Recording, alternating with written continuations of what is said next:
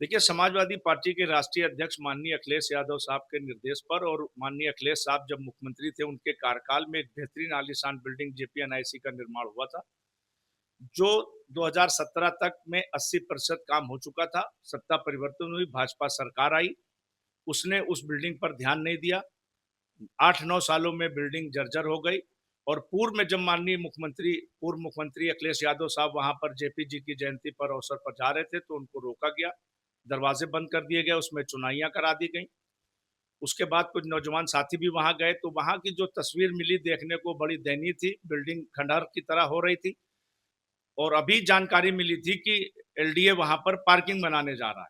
तो पार्टी का निर्देश हुआ माननीय जी का, आज हम लोगों ने लखनऊ वीसी महोदय को ज्ञापन देकर के मांग की है कि जिस आलीशान बिल्डिंग का निर्माण माननीय मुलायम अखिलेश यादव साहब की सरकार में हुआ है, उसका स्वरूप वैसे ही रखा जाए। उसमें अगर कुछ बदलाव किया जाता है तो समाजवादी पार्टी उसका विरोध करेगी।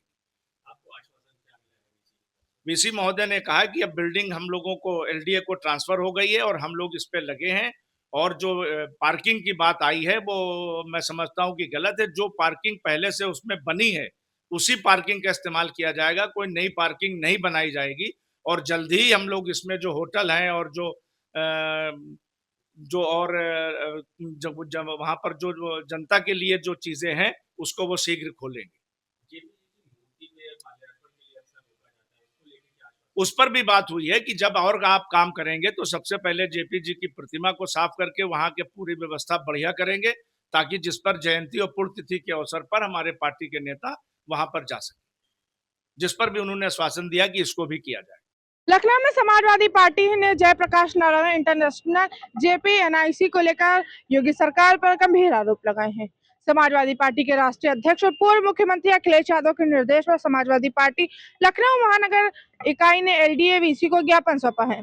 समाजवादी पार्टी का कहना है कि लोकनायक जयप्रकाश नारायण के नाम पर बने इस अंतर्राष्ट्रीय स्तर के संस्थान को सत्ता परिवर्तन के बाद जानबूझकर उपेक्षा और बर्बादी का शिकार बनाया गया।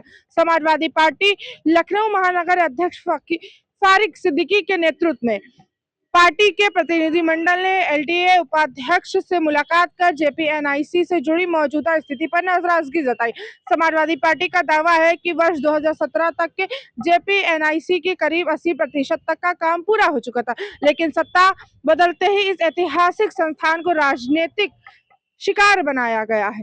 पार्टी का आरोप है कि परिसर की कीमती चीजें, कीमती उपकरण और मशीनें भी नष्ट हो गई हैं, जो सीधे तौर पर सरकारी लापरवाही और बद इंतजामी को दर्शाता है।